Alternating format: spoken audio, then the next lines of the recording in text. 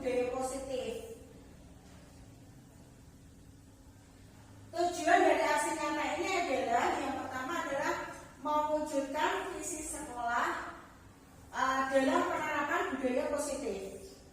Kemudian menumbuhkan dan menguatkan karakter positif melalui pembiasaan positif.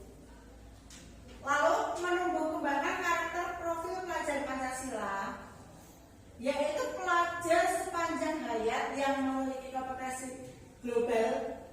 Budaya positifnya adalah mewujudkan visi sekolah dalam penerapan budaya positif, menumbuhkan dan menguatkan karakter positif melalui pembiasaan positif, menumbuh kembangkan karakter profil pelajar Pancasila, yaitu pelajar sepanjang hayat yang memiliki kompetensi global dan berperilaku sesuai dengan nilai-nilai Pancasila, menguatkan peran sebagai guru penggerak melalui penerapan restitusi dalam disiplin positif pada murid, mengukur dan mengontrol pelaksanaan kegiatan agar tetap searah dengan tujuan yang ditetapkan melalui keyakinan kelas. Terbentuknya keyakinan kelas sebagai landasan dalam memecahkan permasalahan yang ada di kelas. Keyakinan kelas ini biasanya dibentuk dan disepakati oleh peserta didik dan wali kelas. Kemudian konsistensi murid dan wali kelas dalam menjalankan keyakinan kelas.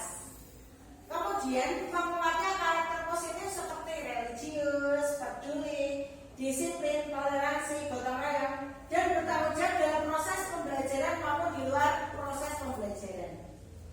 Kemudian untuk membudidayakan 5S, yaitu senyum, salam, sapa, sopan, dan santun.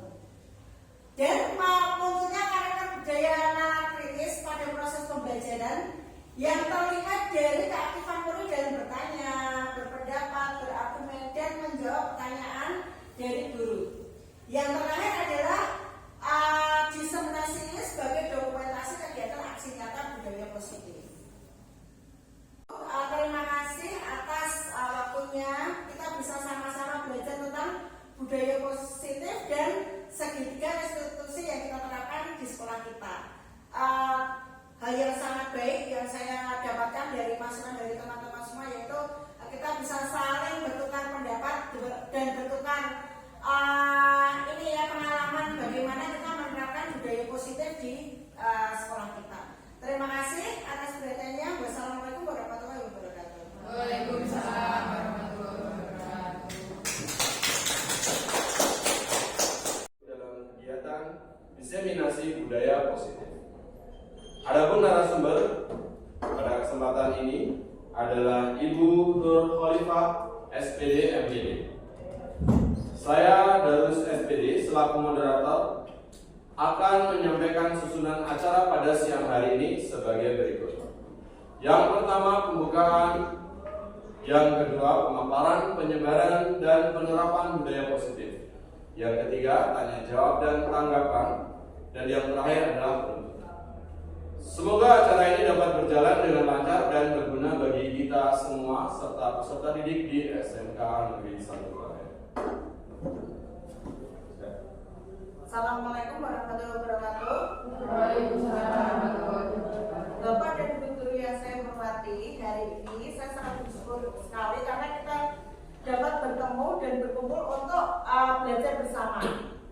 Baik, hari ini saya ingin menyampaikan tentang diseminasi budaya positif yang diterapkan di sekolah. Tujuan dari aksi nyata ini adalah untuk mewujudkan visi yang ada di sekolah, kemudian menumbuhkan dan menguatkan karakter positif melalui pembiasaan budaya positif, kemudian menumbuhkan karakter profil pelajar Pancasila, yaitu pelajar sepanjang hayat yang memiliki kompetensi global dan berperilaku sesuai dengan nilai-nilai Pancasila, menguatkan peran guru penggerak melalui penerapan restitusi dalam menanamkan disiplin positif pada murid, mengukur dan mengontrol pelaksanaan kegiatan agar tetap terarah pada tujuan yang sudah ditetapkan melalui keyakinan kelas. Terbentuknya keyakinan kelas sebagai landasan dalam memecahkan masalah yang ada di kelas, keyakinan kelas ini dibentuk dan disepakati oleh peserta didik bersama wali kelas. Kemudian konsistensi murid dan wali kelas dalam menjalankan keyakinan kelas. Selanjutnya, menguatkan karakter positif seperti religius, peduli, disiplin, toleransi, gotong royong, dan bertanggung jawab pada proses pembelajaran maupun di luar proses pembelajaran. Yang berikutnya adalah membudidayakan 5S, yaitu senyum, salam, sapa, sopan, dan santun. Kemudian munculnya karakter berdaya nalar kritis pada proses pembelajaran yang terlihat dari keaktifan murid dalam bertanya, berpendapat, dan menjawab pertanyaan. Kemudian ini adalah bentuk dari perwujudan dokumen kegiatan aksi nyata. Baik, yang akan kita pelajari pertama adalah disiplin positif dan nilai-nilai kebajikan universal. Nah, sebagai contoh misalnya pelaksanaan disiplin positif, Anda dan teman Anda melakukan kegiatan coba buka tangan teman, gitu ya, seperti itu. Misalnya Anda punya sebuah benda yang sangat berharga menurut Anda yang Anda kepal, seperti itu. Kira-kira Anda mau membukanya atau tidak? Misalnya Anda punya benda yang sangat berharga, temannya ingin mencoba membuka, apakah akan Anda berikan gitu? Apakah Bapak Ibu mau memberikan kepalan itu? Isinya mau menyerahkan? Iya. Nah, di sini kita lihat mengapa Anda tidak mau membuka kepalan tangan Anda, gitu ya? Alasannya apa menutup kepalan tangan itu? Nah, siapa yang memegang kendali atau kontrol yang menutup kepalan tangan itu? Kenapa? Siapa yang bisa menjawab? Ya, diri kita lah yang sebagai kontrol untuk menutup kepalan tangan itu, ya, seperti itu. Karena kita merasa yang kita pegang itu adalah sangat berharga, jadi orang lain tidak berhak untuk melihatnya. Itulah salah satu wujud seperti itu. Nah, kita lihat di sini, kalau saya praktekkan itu, saya dan teman-teman saya bersikukuh tidak akan membuka kepalan tangan karena seolah menyimpan sesuatu yang berharga, gitu ya. Kita sama-sama kuat untuk menutup kepalan tangan itu. Yang memegang kendali pasti diri kita sendiri. Diri kita yang mengendalikan kontrol diri kita masing-masing. Itulah kebutuhan dasar yang kita miliki. Nah, hal ini sesuai dengan teori yang dikembangkan oleh William Glasser, ya, seperti itu. Pada dasarnya, guru tidak bisa memaksa murid untuk berbuat sesuatu. Jadi kita memaksa membuka kepala nggak boleh, ya, seperti itu. Teori ini menyatakan bahwa perilaku memiliki tujuan terhadap perilaku yang tidak disukai. Penguatan positif dan bujukan adalah bentuk kontrol. Menggunakan kritik dan rasa bersalah untuk mengontrol murid tidak akan membuahkan hasil yang baik. Dan perilaku memaksa pada orang dewasa tidak akan efektif. Jadi kita tidak bisa memaksa pada murid kita. Kemudian dengan adanya teori itu, kita dapat merubah sikap dan perilaku kita perlahan-lahan, yaitu perilaku negatif menjadi perilaku positif. Nah, konsep disiplin positif ini adalah unsur utama terwujudnya budaya positif yang akan kita terapkan di sekolah kita. Makna disiplin bagi murid adalah hadir tepat waktu, sebagai contoh, ya, mentaati peraturan, berperilaku sesuai dengan norma yang ada. Nah, guru mendisiplinkan murid yang tidak disiplin, karena biasanya murid yang tidak disiplin itu biasanya cenderung pemalas, gitu ya, sulit fokus pada pembelajaran, suka mengganggu teman, bermasalah, dan kadang capaian pembelajarannya rendah. Maka langkah yang tepat yang harus diambil guru adalah membuat kesepakatan bersama, membiasakan budaya positif dari hal yang kecil. Sebagai contoh misalnya tidak datang terlambat, gitu ya, yang dibiasakan gurunya juga tidak datang terlambat. Kemudian menentukan prioritas dan bersikap tegas. Dengan budaya positif, lingkungan dan suasana belajar akan nyaman dan tentram di kelas. Nah, Ki Hajar Dewantara menyatakan bahwa mencapai kemerdekaan dan konteks pendidikan kita saat ini untuk menciptakan murid yang merdeka, syarat utamanya adalah harus mempunyai disiplin yang kuat. Disiplin yang dimaksud adalah disiplin diri, yaitu mempunyai motivasi internal, bukan karena takut pada gurunya, misalnya seperti itu, atau tekanan dari pihak lain. Disiplin diri membuat seseorang menggali potensinya mencapai tujuan, sehingga sesuatu itu menjadi berharga dan bermakna. Disiplin juga belajar cara mengontrol diri dan menguasai diri untuk memilih tindakan yang mengacu pada nilai-nilai yang kita hargai. Nah, seseorang yang memiliki disiplin diri itu mereka yang bertanggung jawab terhadap apa yang dilakukan berdasarkan tindakan tentang nilai-nilai kebajikan.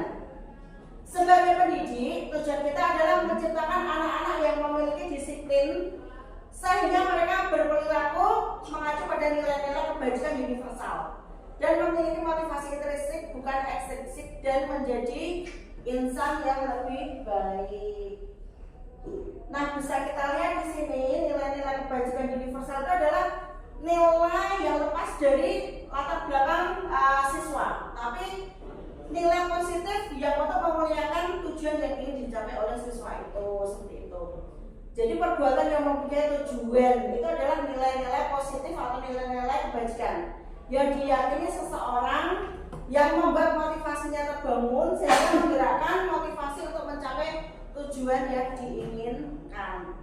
Sebagai contoh, misalnya kita ingin berbuat baik, ya bukan karena dilihat oleh orang lain, tapi karena memang dasarnya berasal dari diri kita sendiri. Nah, sebagai contoh misalnya ada pertanyaan seperti ini. Sebagai seorang pendidik yang harus hadir dalam suatu pelatihan, kira-kira motivasi yang mana yang mendasari Bapak Ibu semua? Apakah karena takut mendapatkan teguran, atau ingin dipuji, atau memang ingin belajar dari ilmu dari pelatihan itu? Kira-kira yang mana? Ya, ingin menjadi pembelajar sepanjang hayat. Ya, itu berarti motivasi intrinsik ya, yang timbul dari diri kita sendiri kalau pelatihan itu sangat berguna bagi diri kita sendiri. Nah, bila di sekolah kita ada aturan yang memberi teguran bagi pegawai yang datang terlambat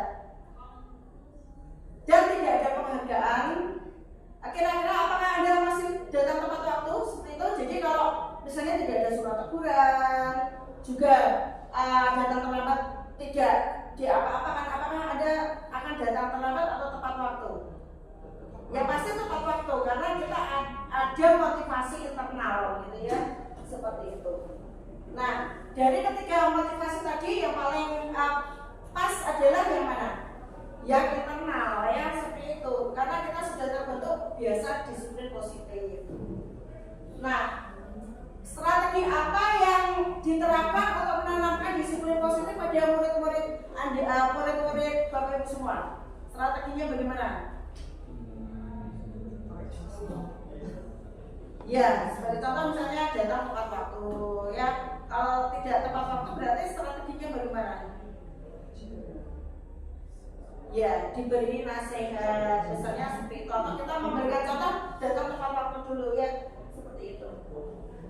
Nilai-nilai kebajikan apa yang menurut Bapak Ibu penting gitu ya untuk ditanamkan di kelas? Jujur, sebagai contoh seperti itu. Silakan Pak. Jujur, kemudian apa lagi? Sopan, santun, ya betul. Terus ramah. Ya. Ya betul ya, Bapak Ibu. Nah, kita ingin menanamkan sesuatu yang positif ya kepada murid kita. Nah, kemudian yang berikutnya adalah motivasi, hukuman, dan penghargaan juga restitusi. Ada yang sudah tahu Bapak Ibu bedanya apa? Motivasi, hukuman, penghargaan, dan restitusi? Belum? Kira-kira gambarannya bagaimana? Kalau hukuman itu sesuatu yang menakutkan gitu ya. Penghargaan sesuatu yang tidak menyenangkan karena tidak didasari oleh sesuatu yang tulus gitu ya, seperti itu. Motivasi, semangat gitu ya, seperti itu. Kalau restitusi, nah coba kita lihat bersama. di sini Janet Gossel menyatakan ada 3 motivasi perilaku manusia ya. Yang pertama adalah untuk menghindari hukuman atau ketidaknyamanan. Ini sifatnya adalah pengaruh dari luar seperti itu. Tingkat terendahnya adalah menghindari masalah seperti itu. Jadi lebih baik saya menurut daripada saya dimarahin. Nah itu adalah yang terendah gitu ya. Kemudian untuk mendapatkan imbalan atau penghargaan dari orang lain. Ini sifatnya adalah eksternal juga gitu ya, dari pihak lain atau dari pihak luar seperti itu. Jadi orang melakukan tindakan itu karena ada iming-iming hadiah atau reward seperti itu. Nah ini juga tidak pasti. Yang pas adalah yang ketiga, yaitu untuk menjadi orang yang mereka inginkan dan menghargai diri sendiri dengan nilai-nilai yang mereka percaya. Kalau ini bersifat internal gitu ya, melakukan sesuatu karena nilai-nilai yang diyakini dan dihargai, ingin menjadi orang yang melakukan karena yakin dengan nilai positif itu adalah motivasi yang merupakan suatu bentuk disiplin positif ya. Nah kita lihat di sini, pernahkah Anda berada dalam sebuah situasi di mana Anda sengaja melakukan sesuatu yang menyakitkan bagi Anda gitu ya, bahkan bertabrakan dengan penghargaan dari orang lain? Mengapa kita tetap memilih melakukannya padahal kita tahu akibatnya menyakitkan gitu ya? Mungkin dikecam secara sosial atau merugikan secara finansial. Apa prinsip yang kita perjuangkan? Contohnya bagaimana? Seperti contoh misalnya beberapa murid tidak KKM gitu ya, seperti itu kayak kita perjuangkan ya, karena murid kita ya, itu nilai positif gitu ya, betul ya Bapak Ibu ya. Nah kita juga mungkin sering menyakitkan ya karena bertemu dengan guru-guru ya. Seperti tapi itu kan di balik itu ada nilai kebajikan, yaitu motivasi kita adalah menolong murid biar murid itu menjadi apa? Menjadi berubah menjadi baik gitu ya. Seperti itu. Nah, sebagai seorang guru, saat Anda hadir mengajar tepat waktu, motivasi apa yang mendasari tindakan itu? Karena takut hukuman, ingin mendapatkan penghargaan, atau memang kita itu orang yang suka berdisiplin gitu ya? Ya, betul ya. Jadi kalau motivasi internal itu tidak bisa tergoyahkan oleh apapun ya, bukan karena hadiah atau bukan karena ketakutan atau kemudian gitu. Nah, kita lihat di sini nilai-nilai kebajikan ini kan tergantung diri kita sendiri ya. Kita ingin membuat murid kita seperti apa? Seperti contoh misalnya beriman, mulia, jujur, kreatif, inovatif, profesional. Nah itu nilai-nilai positif yang akan kita bangun seperti itu. Itu adalah nilai kebajikan yang akan kita berikan kepada murid. Nah kita lihat sekarang, coba ini ada sebuah kasus. Silakan Bapak Ibu baca gitu ya. Kira-kira apa yang akan kita lakukan dengan kasus seperti ini? Ya.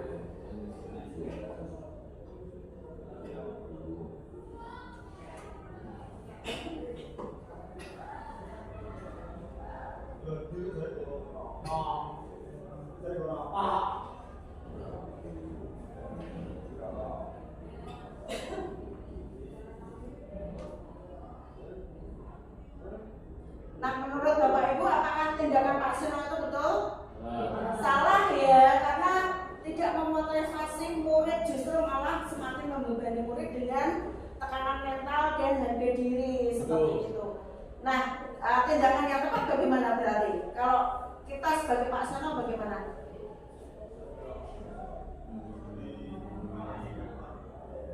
Kita mencari tahu dulu latar belakang kenapa.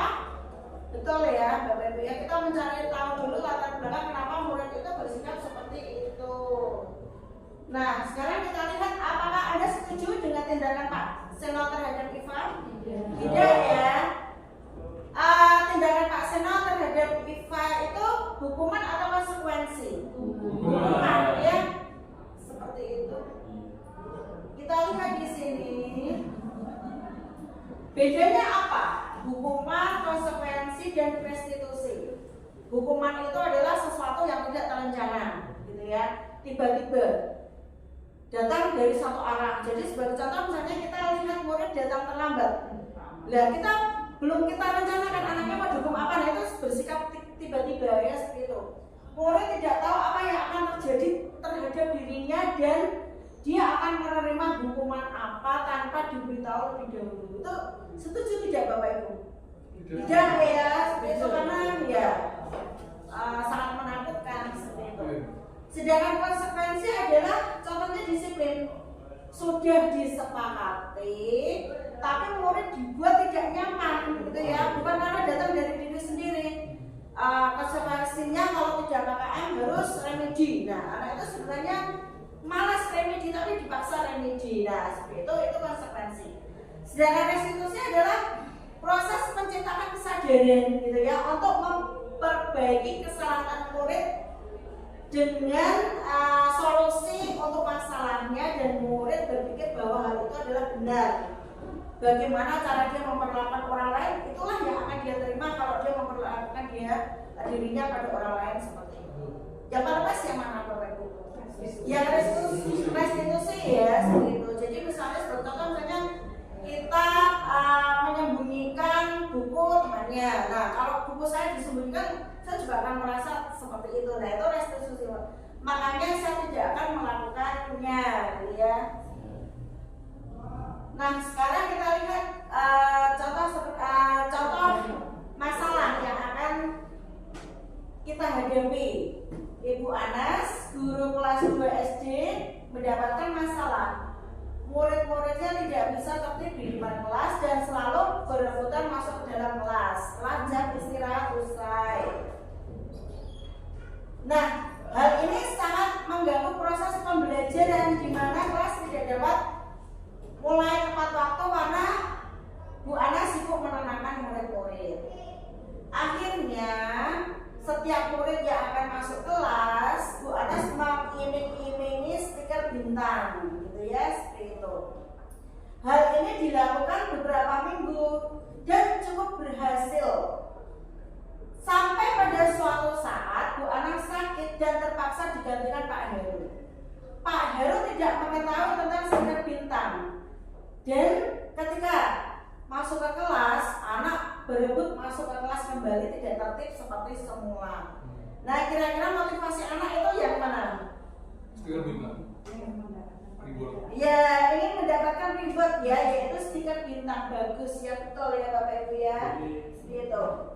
Nah, di sini kita lihat kalau begitu cara lain biar anak-anak itu mau tertib tanpa dikasih penghargaan stiker bintang itu bagaimana caranya? Restitusi tadi. Iya, betul ya, berkonstitusi tadi ya, seperti itu. Kalau tertib itu nanti akan terbiasa gitu ya. Kita akan terbiasa dalam kehidupan sehari-hari juga tertib seperti itu. Dan kalau misalnya kita tidak tertib, bisa juga nanti kita menabrak temannya terjatuh. Kemudian pembelajaran tidak bisa segera dimulai karena harus menertibkan teman-temannya dulu. Nah, itu kalau kita tanamkan seperti itu, sudah kita tanamkan bukan karena dapat stiker bintang. Nah, sekarang kita lihat dihukum oleh penghargaan. Penghargaan itu hanya efektif dilakukan dalam jangka pendek. Kalau jangka panjang, orang sudah tidak termotivasi lagi kan, karena sudah tergantung untuk mendapatkan penghargaan itu. Penghargaan adalah benda yang diinginkan, gitu ya, dibuat dengan persyaratan. Kita memberikan penghargaan, maka kita harus terus-menerus memberi penghargaan itu. Jika ingin orang itu berbuat sesuai yang kita inginkan, jadi tergantungnya seperti itu. Penghargaan menciptakan persaingan, rasa iri dan perasaan tidak jujur seperti itu. Sebagai contoh misalnya nanti kalau nilainya 80 dapat apa misalnya stiker gitu ya. Nah, anak-anak mulai ada rasa persaingan dan tidak jujur. Kemudian malah justru akan menurunkan kualitas karena dijanjikan oleh upah. Jadi bukan dari dasar dirinya sendiri. Kalau misalnya penghargaannya ditiadakan, nanti anak sudah tidak termotivasi lagi seperti itu. Nah, sekarang kita lihat di sini, restitusi membantu murid memiliki tujuan disiplin positif dan memulihkan dirinya setelah berbuat salah. Nah, di sini perilaku hanya untuk menyenangkan orang lain, tidak hanya untuk menyenangkan orang lain atau menghindari ketidaknyamanan, tapi memang menghargai nilai-nilai kebajikan yang ada itu. Restitusi bukan menebus kesalahan, tapi belajar dari kesalahan. Nah, ketika murid belajar kesalahan, murid akan menjadi lebih baik masa depannya. Mereka akan mendapatkan pelajaran yang bisa dipakai terus-menerus untuk menjadi orang yang lebih baik. Jadi sangat bermanfaat sekali ya Bapak Ibu. Nah, kita lihat di sini prinsip-prinsip restitusi. Restitusi itu memperbaiki hubungan, gitu ya, seperti itu. Karena restitusi itu membuat anak bersikap menjadi lebih baik, ya, jadi komunikasinya menjadi lebih baik. Kemudian restitusi itu adalah sebuah tawaran, bukan paksaan. Tidak ada pemaksaan tentang restitusi karena akan berakibat terhadap perkembangan moral, yaitu restitusi itu berhubungan dengan kebebasan, seperti itu. Maka penting bagi guru untuk menciptakan kondisi yang membuat murid bersedia menyelesaikan masalah dan berbuat lebih baik lagi. Jadi kita tidak bisa menggurui tapi mengarahkan murid bisa. Kemudian restitusi menuntut untuk melihat ke dalam diri. Dalam proses restitusi kita akan melihat adanya ketidakselarasan antara tindakan murid yang berbuat salah dan keyakinan mereka tentang orang seperti apa yang mereka inginkan. Ya, jadi di sini menuntut murid untuk membedakan mana yang baik dan mana yang benar. Kemudian restitusi mencari tujuan dasar yang mendasari tindakan. Untuk berpindah dari evaluasi diri ke restitusi diri, penting bagi murid untuk memahami dampak dari tindakannya kepada orang lain. Kalau murid paham bahwa setiap orang memiliki kebutuhan dasar untuk dipenuhi, maka akan membantu murid ketika dia melakukan kesalahan akan menyadari kebutuhan apa yang sedang mereka juga penuhi, gitu ya. Seperti itu. Sebagai contoh misalnya kita sering melihat anak itu mencari-cari perhatian, berarti dasarnya sebenarnya dia itu adalah butuh kasih sayang, ya. Setelah murid menyadari seperti itu, dan dia bisa menjadi lebih baik, seperti itu. Nah, bisa mengenali perasaannya, seperti itu. Kemudian restitusi diri adalah cara yang paling baik. Restitusi diri itu adalah cara yang paling baik untuk mengubah kebiasaan dari kecenderungan untuk mengomentari orang lain, gitu ya. Lebih baik untuk mengomentari diri sendiri. Jadi restitusi itu justru malah mencerminkan diri sendiri, bukan justru mencerminkan orang lain, seperti itu. Kemudian restitusi fokus pada karakter bukan tindakan. Dalam proses restitusi maka murid akan menyadari dia sedang menjadi orang yang seperti apa. Jadi fokus pada penguatan karakter. Kemudian restitusi itu sifatnya adalah menguatkan. Kuat itu berarti menyadari bahwa murid itu bisa berubah menjadi lebih baik. Kemudian fokus pada solusi, ya. Dalam restitusi, guru menstabilkan identitas murid dengan mengatakan kita tidak fokus pada kesalahan, tapi kita fokus pada solusi, gitu ya, seperti itu. Jadi kita tidak menyalahkan murid, justru kita fokus pada solusi. Nah, kemudian kita ke materi berikutnya yaitu kebutuhan dasar manusia dan dunia berkualitas. Kita lihat di sini seluruh tindakan manusia itu ada tujuannya. Semua yang kita lakukan itu pasti usaha terbaik untuk mendapatkan apa yang kita inginkan.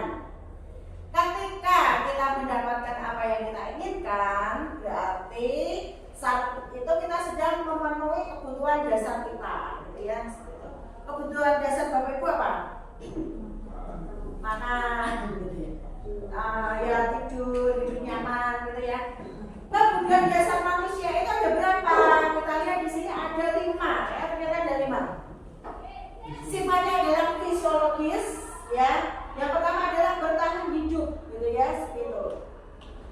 Misalnya orang itu butuh sehat, butuh rumah, butuh makanan, gitu ya, seperti itu. Yang kemudian adalah biologis, ya, psikologis. Biologis itu masuk dalam dasar yang fisiologis, ya. Kemudian psikologis, ya, kasih sayang, gitu ya, rasa diterima, semua butuh kasih sayang, ya. kebebasan, kita butuh kebebasan ya. Kadang kita butuh me time gitu ya, seperti itu. Kemandirian, yang mempunyai pilihan itu penting ya, seperti itu.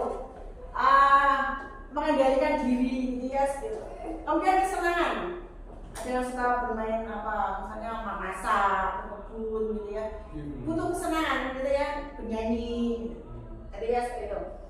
Kemudian kekuasaan.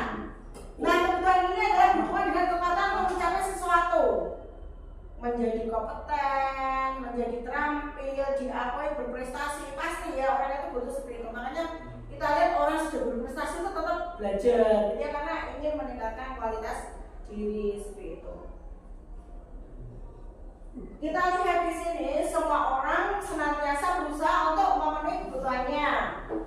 Bila tidak mendapatkan dengan cara positif, kadang juga kita melanggar aturan, gitu ya, seperti itu. Nah, seorang murid yang tidak begitu berhasil secara akademis, maka mungkin penguasaan ya, motivasi penguasaan itu tidak terpenuhi. Makanya kadang ya murid itu akan bermasalah, yang misalnya dia mencoba mengatur orang lain ketika bermain, gitu ya. Ketika bermain dengan teman sebaya, dia mencoba mengatur orang lain karena dia butuh penguasaan, gitu ya. Jadi itu kebutuhan dasar, gitu ya, seperti itu. Anaknya tidak pintar tapi dia ingin menonjol, makanya dia sering mengatur orang lain, misalnya seperti itu. Nah, Blazer menyatakan bahwa kapasitas untuk berubah dalam diri seseorang itu mendorong perilaku perubahan positif, gitu ya, seperti itu. Jadi kebutuhan dasar itu kalau dimanfaatkan dengan baik akan mendorong orang untuk menjadi berperilaku lebih baik, gitu ya, seperti itu. Nah, 4 kebutuhan dasar manusia itu adalah diterima atau disayang, gitu ya, perasaan senang, mampu dan bebas, gitu ya, seperti itu. Kemudian di sini kita lihat kalau diterima disayang itu apa, ya? Diterima oleh keluarga, seperti contoh seperti itu ya. Kebutuhan dasar bisa, gitu ya, mampu berlatih, meningkatkan motivasi, ya, seperti itu. Kemudian senang, kebutuhan rasa senang apa? Yaitu ya hobi, gitu ya, biasanya bukan dari hobi. Kebutuhan kebebasan apa? Bebas memilih mana, misalnya seperti itu ya. Nah, dengan mempraktekkan semua itu, manusia akan menyelesaikan persoalannya tentang kebutuhan dasar. Nah, sekarang apa yang dimaksud dengan dunia berkualitas? Dunia berkualitas itu adalah tempat di mana pikiran kita menyimpan gambaran-gambaran hal yang indah-indah, gitu ya. Seperti itu, yang terbaik dalam hidup kita atau foto terbaik dalam hidup kita, seperti itu, dunia berkualitas. Bapak Ibu masih ingat sesuatu yang paling mengesankan dalam hidup Bapak Ibu apa? Itulah dunia berkualitas ya. Mungkin ketika kita mendapatkan uang banyak gitu ya, itu ingat terus gitu ya. Nah, itu dunia berkualitas. Nah, syaratnya adalah sesuatu itu terasa sangat baik dari kita dan memenuhi lebih dari satu kebutuhan dasar. Ya, kita dapat uang, senang, bebas ya, bisa menyalurkan hobi seperti itu. Kemudian murid pun juga seperti itu ya, murid juga punya dunia berkualitas seperti itu. Jadi kadang murid itu terpenuhi satu dan dasar, dia sudah mempunyai dunia berkualitas ya, seperti itu. Nah, setelah belajar mengenai dunia berkualitas, bagaimana kira-kira murid kita dan guru-guru di sekolah kita selama ini meletakkan sekolah dan pengalaman mereka berhubungan dengan dunia berkualitas? Apakah di dalamnya atau di luarnya? Bila berada di dalam, bagaimana menggunakan kegiatan berkualitas itu dilakukan oleh murid-murid dan guru di sekolah dalam proses pembentukan budaya positif ya. Kalau kebetulan anak itu merasa dunia berkualitas itu berhubungan dengan lingkungan sekolah, maka justru akan membentuk budaya positif di sekolah. Nah, kita lihat di sini apa pencapaian Anda yang sangat membanggakan? Itulah dunia berkualitas ya, seperti itu. Misalnya dari keluarga ya, memberikan atau mendapatkan kasih sayang dari murid, gitu ya. Ceritakan perjalanan hidup di mana Anda mencapai titik puncak hidup Anda apa? Ya, kalau saya ketika saya bisa melanjutkan sebagai contoh seperti itu ya. Apa yang paling bermakna dalam hidup Anda? Ya, kalau saya persaudaraan, mungkin Bapak Ibu beda ya, yang paling bermakna apa? Misalnya pasangan hidup atau mungkin keluarga juga ya, atau karir Pak Pres apa? Teman gitu ya, atau ya anak istri ya. Nah kita lihat sekarang restitusi dengan 5 posisi kontrol. Kita lihat di sini. Mungkin kalau kita membaca banyak ya, ada 2 kasus di sini. Kisah dan Hana dipanggil masuk ke ruangan karena mereka menggunakan kata-kata kasar. Berarti itu masuk apa? Hukuman, restitusi atau yang lain? Hukuman. Gimana? Hukuman. Hukuman ya, karena dipanggil dan mereka merasa ketakutan. Yang kedua, atau jarang sekali hadir di pembelajaran jarak jauh. Dan pada saat hadir, atau sering menggunakan kata-kata kasar, meloncat, mengajak teman-temannya. Hal itu sangat mengganggu dan beberapa orang tua murid mengikuti pembelajaran dan mengeluhkan tentang perilaku atau di pembelajaran jarak jauh. Bila Anda adalah seorang kepala sekolah, penerapan disiplin apa yang akan Anda terapkan pada kasus Hana dan kasus Anto itu? Gimana? Ya, betul ya.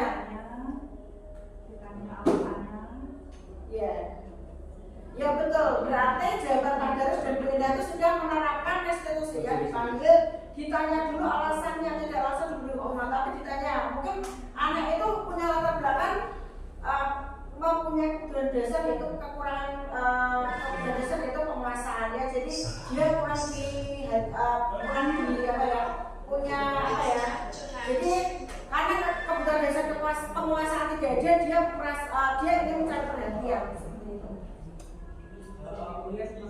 Nah sekarang kita lihat 5 posisi kontrol itu adalah guru bisa sebagai penghukum gitu ya. Jadi kalau guru penghukum itu asalnya menggunakan hukuman fisik atau kata-kata verbal, misalnya mencubit ya, atau menggunakan kata-kata kasar ya, seperti itu. Hasilnya adalah anak menjadi pendendam dan agresif seperti itu. Kemudian guru sebagai pembuat rasa bersalah, jadi sering menyalah-nyalahkan guru seperti itu, membuat anak itu ya tidak percaya diri gitu ya, seperti itu, dan menilai guru atas dirinya sendiri. Kemudian guru sebagai teman. Nah, kalau posisi guru sebagai teman itu kira-kira temannya apa? Kadang murid menganggap gurunya teman dan akhirnya guru itu kurang dihargai seperti itu. Jadi ketika guru memberikan sesuatu perintah itu murid sedikit meremehkan. Nah, sedangkan kalau pemantau itu adalah guru memberikan sebuah hukuman kepada murid berdasarkan kumpulan catatan keburukan gitu ya, seperti itu. Nah itu hasilnya adalah di sini guru bisa menunjukkan emosi yang berlebihan gitu ya, sedangkan murid itu juga kurang nyaman, tetap merasa kurang nyaman tentang yang dilakukan oleh guru seperti itu. Nah yang terbaik adalah di sini ya, yaitu guru posisinya sebagai manajer, di mana guru berbuat sesuatu di mana guru ini ketika melihat murid berbuat sesuatu itu diajak duduk bersama dan murid mempertanggungjawabkan perilakunya, mendukung, memberikan solusi, dan murid juga disuruh untuk mencari solusi seperti itu. Nah, tugas manajer itu bukan mengatur perilaku tapi membimbing murid ke arah yang lebih baik. Sekarang kita lihat skill restitusi. Di sini tadi sudah kita pelajari ya, restitusi itu adalah kesadaran dari diri murid seperti itu. Nah, kita lihat di sini hal yang perlu diperhatikan dalam segitiga restitusi yaitu perilaku yang salah perlu diberikan dengan nilai keyakinan yang telah disepakati seperti itu. Kemudian kesediaan orang yang melakukan kesalahan untuk memperbaiki masalah. Pemecahan masalah sebisa mungkin relevan dan memiliki kaitan dengan masalah yang ada. Pentingnya usaha perbaikan dari pihak yang berbuat kesalahan. Kemudian perlu didedikasikan waktu dan pihak yang berbuat salah untuk mulai melakukan usaha memperbaiki masalah. Nah, ini adalah kemudian kita belajar tentang segitiga restitusi. Jadi proses menangani masalah seorang anak itu dapat berubah sebuah lingkaran segitiga yang semuanya saling berhubungan. Yang pertama adalah langkah yang ditempuh oleh guru untuk mencari solusi sebuah masalah adalah dengan cara menstabilkan identitas dulu. Dan ditanya kenapa, gitu ya, latar belakang yang mendasarinya. Guru bisa menstabilkan emosi murid dengan cara kalau bapak seperti itu ya pasti juga merasa kecewa, kesal dengan temannya, atau mungkin berbuat salah itu tidak apa-apa. Itu bukan berarti kita meremehkan kesalahan murid, tapi memotivasi murid untuk mau jujur tentang sebenarnya motivasi mendasarinya itu apa, gitu. Kemudian yang kedua adalah validasi tindakan yang salah, gitu ya, seperti itu.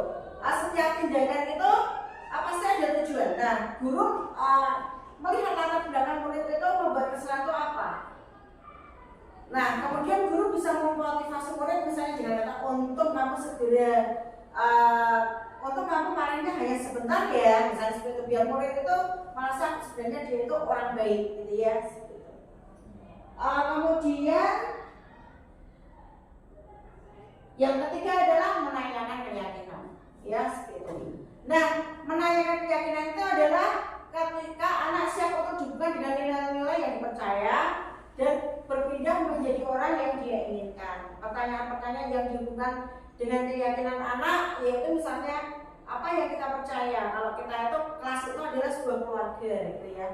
Apa nilai keyakinan kelas yang sudah kita buat bersama sehingga kamu bisa lebih baik lagi, misalnya seperti itu. Kamu ingin menjadi orang yang baik seperti apa sih, misalnya seperti itu.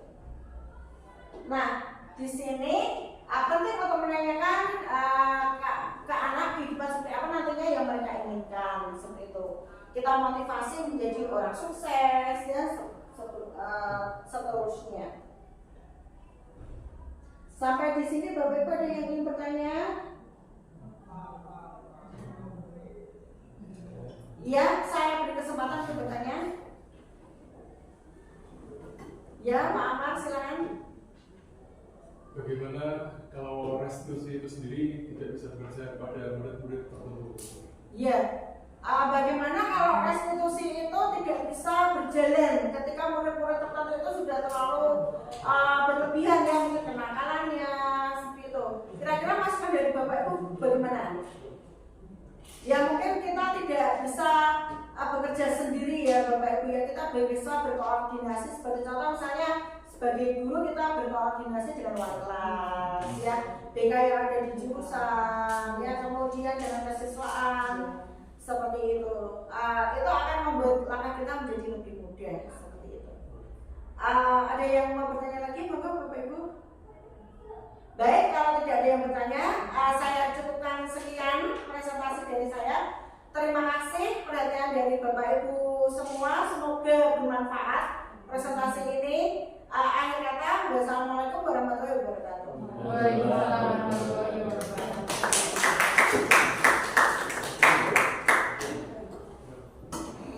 Ya, sekarang kita ini. Oh gitu. Iya. Ini dulu. Terus benar foto. Iya, sama layarnya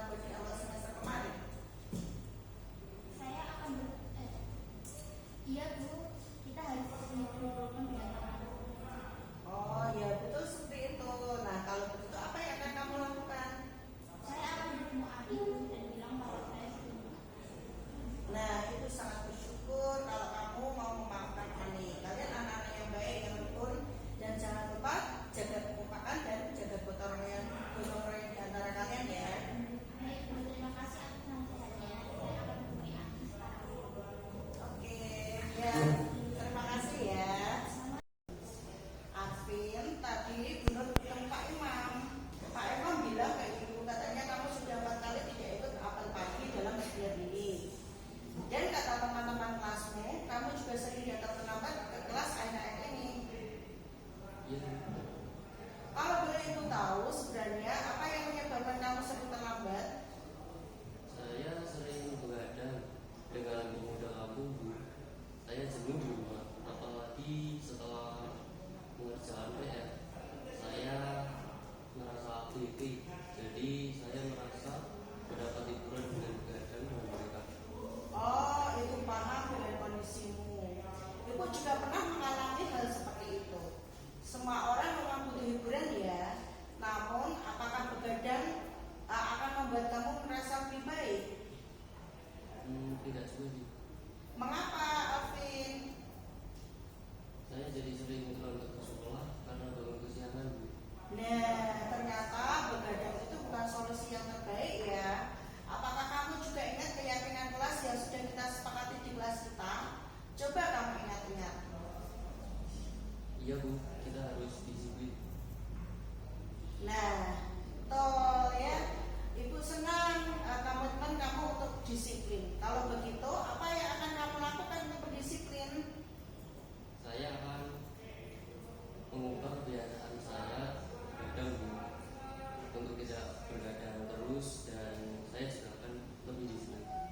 Baik, Ibu senang sekali dan bangga padamu kalau kamu mau berubah. Ya, kamu akan bertemu Pak Imam sekarang? Baiklah, Bu, saya mohon izin untuk bertemu Pak Imam. Saya akan minta maaf kepada beliau. Oke, terima kasih Alvin. Kamu sudah berubah menjadi baik. Assalamualaikum, Bu.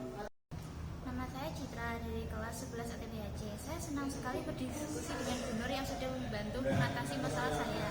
Saya merasa lega dan puas setelah sharing dan konsultasi dengan Bu Nur. Dengan penyelesaian masalah seperti ini, saya merasa terbantu dan saya mendapatkan solusi dari diri saya sendiri, yaitu tentang hal positif yang harus saya lakukan.